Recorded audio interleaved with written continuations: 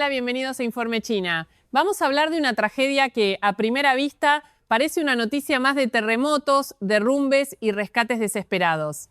Pero cuanto más uno mira, más aparece esa sensación tan argentina de decir, pará, acá hay algo que no cierra.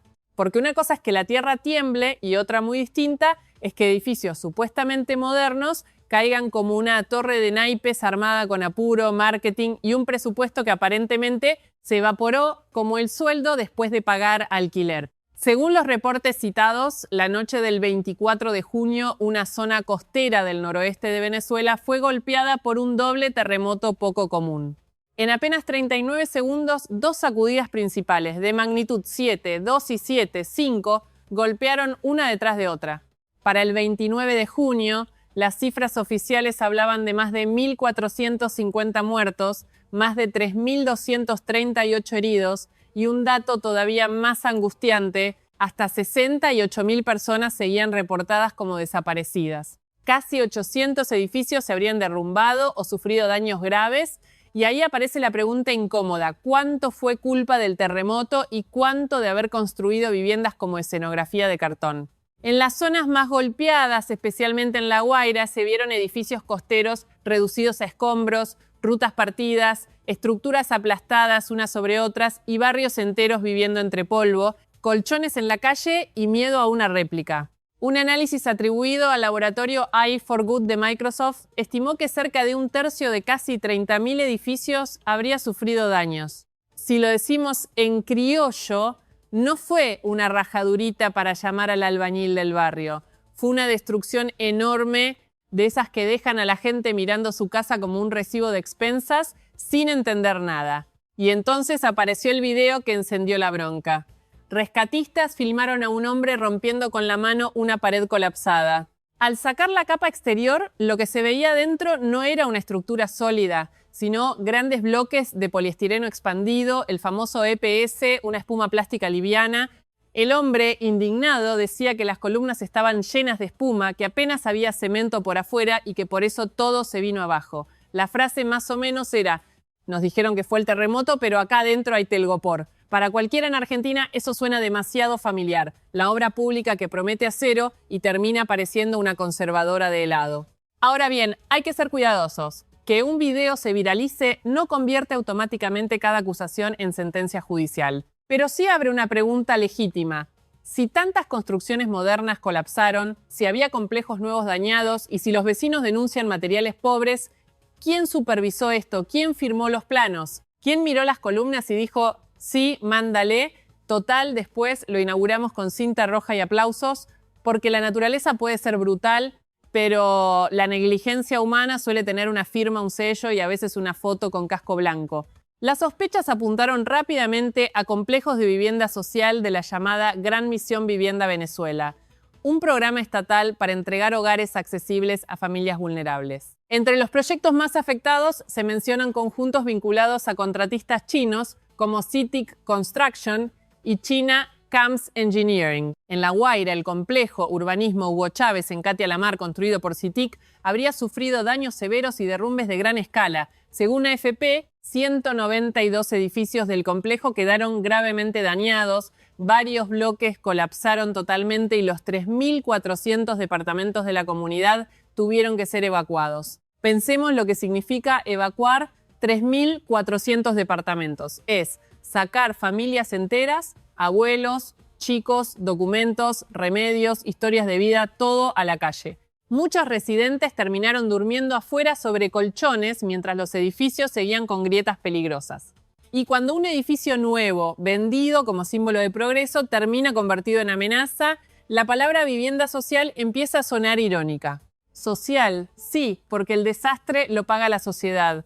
Vivienda, bueno, eso queda en discusión. La historia no se limita a un solo barrio. Los reportes mencionan que en 2005 CITIC Construction firmó con el Ministerio de Vivienda un acuerdo para construir 20.000 unidades residenciales y servicios públicos asociados con una superficie total de alrededor de unos 7 millones de metros cuadrados.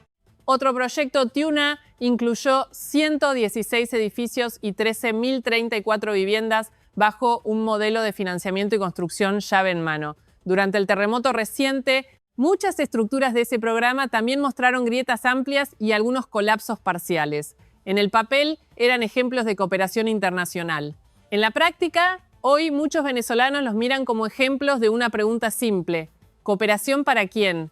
Estos proyectos no solo incluyeron financiamiento chino, también habrían utilizado tecnología prefabricada, componentes de concreto premoldeado, sistemas de moldes de acero y materiales enviados desde China, incluyendo cemento y refuerzos de acero. La construcción prefabricada puede ser seria, moderna y eficiente. El problema aparece cuando se la usa como atajo, sin suficiente diseño antisísmico, sin estudio de suelo adecuado y sin supervisión independiente. Los expertos señalaron 3 factores principales. Primero, materiales pobres y recortes de costos. En fotos de los derrumbes se habrían visto columnas con acero insuficiente, barras demasiado separadas o delgadas, y concreto por debajo de la resistencia necesaria. Segundo, problemas de suelo. Muchas zonas costeras de La Guaira están sobre sedimentos blandos o terrenos ganados, capaces de amplificar las ondas sísmicas. La Asociación de Ingenieros Venezolana, ASIV, ya había advertido sobre el riesgo de construir viviendas densas sin estudios serios. Tercero, debilidades de diseño en edificios con planta baja blanda, esos que dejan abajo espacios abiertos para negocios o estacionamiento y ante un sismo fuerte fallan primero abajo y después aplastan todo lo de arriba. Dicho de manera menos técnica, si construís alto, rápido, barato, sobre suelo complicado y con la planta baja floja, no estás haciendo vivienda. Estás armando una apuesta y cuando la apuesta sale mal, no pierde el funcionario que cortó la cinta ni la empresa que cobró el contrato. Pierde la familia del piso 10, el chico sin escuela y la abuela con los remedios en una bolsa. Esa es la parte que no entra en los discursos grandilocuentes ni en los folletos de cooperación internacional. La Gran Misión Vivienda fue lanzada bajo Hugo Chávez para usar ingresos petroleros contra el déficit habitacional. El objetivo sonaba noble: construir rápido, masivamente y para quienes más lo necesitaban. Pero cuando los plazos políticos mandan más que las normas técnicas, la obra se vuelve una carrera contra el calendario electoral. Y ahí ya sabemos cómo sigue la película. Apuro, anuncios, números enormes, fotos oficiales y alguien preguntando después por qué la columna parecía rellena de merengue. También aparece un problema clave: la falta de supervisión independiente. La CIV sostuvo que muchos proyectos políticos habrían saltado procesos municipales de planificación y revisión estructural. En proyectos con contratistas chinos, según los reportes, los datos de diseño no siempre estaban disponibles públicamente, lo que debilitaba el control. En Argentina sabemos qué pasa cuando la información pública se esconde como la fórmula de la Coca-Cola. Después todos preguntan cómo pudo pasar, pero antes nadie miraba planos, costos ni controles. A eso se sumó el mantenimiento. Venezuela lleva años de crisis económica, hiperinflación y falta de fondos públicos. Después de entregar los complejos, muchos edificios quedaron sin mantenimiento básico ni refuerzos. En una zona costera, el salitre y la humedad no perdonan. El concreto se deteriora, el acero se corroe y lo que ya era frágil se vuelve peor. Es el equivalente estructural de dejar un auto al lado del mar durante años, nunca cambiar el aceite y después sorprenderse porque no arranca. Solo que acá no hablamos de un auto, hablamos de edificios llenos de gente. El caso también revela la relación económica entre China y Venezuela. Desde 2005, Venezuela se convirtió en el mayor receptor latinoamericano de inversiones y préstamos chinos. Según el Atlantic Council, China habría aportado más de 67.000 millones de dólares en financiamiento durante más de una década. Usando una conversión redonda de $1 a 1.450 pesos, hablamos de casi 97 billones de pesos argentinos. El esquema era préstamos por petróleo, China prestaba a largo plazo y Venezuela devolvía con exportaciones de crudo. Con ese modelo, empresas chinas participaron en viviendas, puertos, energía, transporte, telecomunicaciones y agricultura. Uno de los proyectos más conocidos fue el ferrocarril Tinaco-Anaco, de casi 470 kilómetros, pensado para conectar zonas agrícolas centrales con regiones petroleras del este. Fue presentado como el primer gran contrato ferroviario de alta velocidad de empresas chinas en Sudamérica. Pero con el deterioro económico y la caída de la capacidad de pago, muchos proyectos quedaron a medio camino. Hoy, el sitio del ferrocarril aparece cubierto de vegetación, con equipos oxidados e instalaciones abandonadas. Otra postal del progreso anunciado: maleza, fierros viejos y promesas que envejecieron peor que un yogur fuera de la heladera. El sistema eléctrico tampoco quedó afuera. Se invirtió en plataformas petroleras, refinerías, plantas térmicas e hidroeléctricas para enfrentar los apagones crónicos. Pero sin mantenimiento, repuestos ni financiamiento estable, la infraestructura se fue debilitando. Y aparece una lección dura: la infraestructura no termina el día de la inauguración. Un puente, un edificio o una planta eléctrica no viven de discursos, viven de controles, mantenimiento, técnicos, presupuesto y responsabilidad. Si todo eso falta, la obra no es desarrollo, es decoración con fecha de vencimiento. El terremoto dejó al descubierto no solo fallas de construcción, sino una fragilidad más amplia. Proyectos gigantes empujados por gobiernos, financiados con deuda, ejecutados con poca transparencia y sostenidos por economías que después no pueden mantenerlos. Bajo la iniciativa de la Franja y la Ruta, algunos proyectos chinos en el exterior ya habían recibido críticas por demoras, sobrecostos, calidad dudosa o abandono. Este caso suma una advertencia: sin ambiente económico estable, estudios geológicos serios y control independiente, las megaobras pueden pasar de símbolo de poder a monumento al papelón. El impacto económico también es enorme. Las pérdidas directas se estiman en 6.700 millones de dólares, que al cambio de referencia serían unos 7 billones de pesos argentinos. El efecto económico más amplio podría llegar a entre 1,5 veces y 3 veces esa cifra, es decir, aproximadamente entre 14, 6 y 29 billones de pesos argentinos.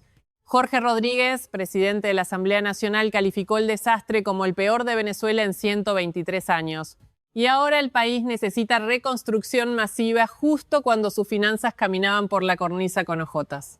La deuda total venezolana se estima en unos 240.000 millones de dólares, casi 348 billones de pesos argentinos al cambio usado. China, como uno de los mayores acreedores bilaterales, enfrenta una exposición importante. Se calcula que Venezuela todavía debe entre 10.000 y 20.000 millones de dólares por acuerdos de préstamos por petróleo, equivalentes a entre 14, 5 y 29 billones de pesos argentinos.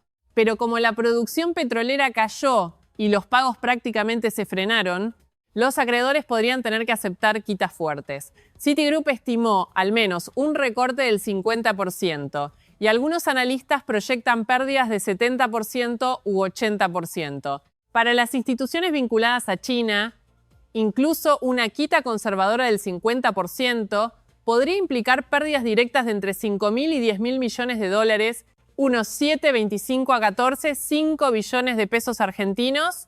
En un escenario peor, las pérdidas podrían subir entre 7.000 y 16.000 millones de dólares, o entre 10 y 23 billones de pesos argentinos. O sea, la geopolítica brillante puede terminar pareciéndose a prestarle plata a un primo que promete devolver cuando se acomode, pero con Estado, petróleo y miles de millones. La conclusión es incómoda. Un terremoto puede destruir edificios, pero también puede revelar lo que ya estaba podrido antes de que la tierra se moviera. Si hubo materiales pobres, estudios incompletos, controles débiles, mantenimiento abandonado y deudas imposibles, entonces el desastre no empezó el 24 de junio. Empezó mucho antes, cuando se confundió velocidad con eficiencia, propaganda con desarrollo y cooperación con chequeras sin lupa. Para Venezuela, la prioridad ahora es rescatar, alojar, reconstruir y exigir respuesta. Para China, el caso muestra el riesgo de exportar infraestructuras sin garantías sólidas de calidad, transparencia y mantenimiento. Y para nosotros, desde Argentina, la moraleja es bastante simple. Cuando una obra pública promete cambiar la historia, conviene mirar no solo el render brillante, sino también la columna, el acero, el suelo y el contrato. Porque si adentro hay espuma, tarde o temprano la realidad golpea. Y cuando golpea, no pide permiso, no espera elecciones y no acepta comunicados oficiales como refuerzo estructural.